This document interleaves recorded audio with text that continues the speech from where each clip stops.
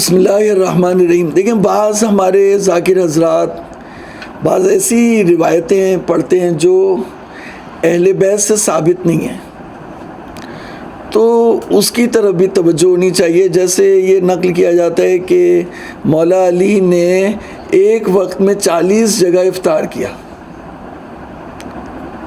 تو ہمارا ایک پورا سلسلہ ہے۔ شیعت جو ہے وہ کوئی یتیم نہیں ہے اس لحاظ سے، اس کے پاس جو ہے وہ 12 امام ہیں، ان کے جو ہے وہ شاگرد ہیں، اس مکتب کے چاہنے والے ہیں، بڑے بڑے بزرگ علماء، ہمارا روایات کا سلسلہ ہے، ہمارے جو وہ قرآن اور حدیث ہے۔ تو ہمارے جو اصول مذہب ہے، ہمارا عقیدہ ہے، ہمارا اصول مذہب ہے، اس میں کہیں پر بھی اس روایت کی جگہ نہیں ہے۔ یعنی یہ روایت ملتی ہے جیسے کہ حضور صلی اللہ علیہ وآلہ وسلم جب معراج پر تشریف لے گئے تو وہاں پر آپ نے اپنے بھائی علی ابن ابی طالب کو دیکھا۔ صلوات پڑھیں محمد۔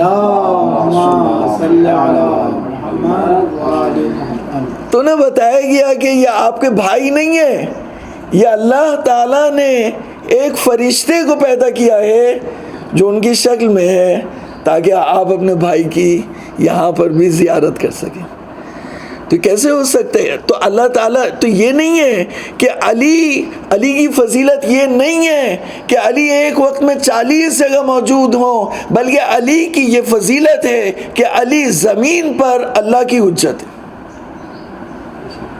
ہے۔ دنیا یہ کہتی ہے کہ شیعہ توحید کو خراب کرتے ہیں یا توحید کے قائل نہیں ہیں، تو میں یہ کہوں گا کہ شیعہ اس علی کے ماننے والے ہیں جس نے تمہیں توحید سکھائی، شیعہ اس حسن کے ماننے والے ہیں جس نے تمہیں ملوکیت اور امامت میں، ملوکیت اور خلافت الہیہ میں فرق کرنا سکھایا، شیعہ اس حسین کے ماننے والے ہیں جس نے تمہیں یزیدیت سے بچایا، شیعہ ان اہل بیت کے ماننے والے ہیں جنہوں نے ہمیشہ تمہیں ہلاکت سے بچائے، جو کشتی نجات ہیں۔ تو تم شیعوں کو توحید سکھاؤ گے۔ امام علی ابن موسیٰ رضا علیہ السلام نے ہمیں شیعوں کو توحید سکھائی ہے جب آپ نے فرمایا کلمۃ لا الہ الا اللہ حصنی فمن دخل حصنی امن من عذابی بشروطہا وانا من شروطہا۔ تو امامت کے بغیر نہ توحید چل سکتی ہے اور نہ ولایت کے بغیر ختم نبوت ہو سکتی ہے۔ ماشاءاللہ۔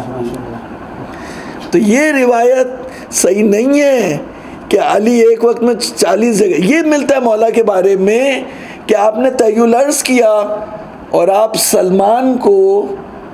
سلمان کی تدفین میں، سلمان کو دفن کرنے میں، سلمان کی نماز پڑھانے میں آپ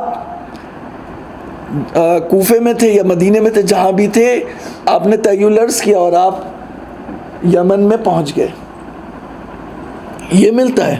لیکن ایک وقت میں علی 2 جگہ ہوں یہ نہیں ہے۔ اللہ تعالیٰ نے زمین کے ہر کونے کو پابند کیا ہے کہ اس میں ہونے والے تمام واقعات کی خبر علی کے پاس لے کے آئے، اس لیے کہ علی حجت خدا ہے۔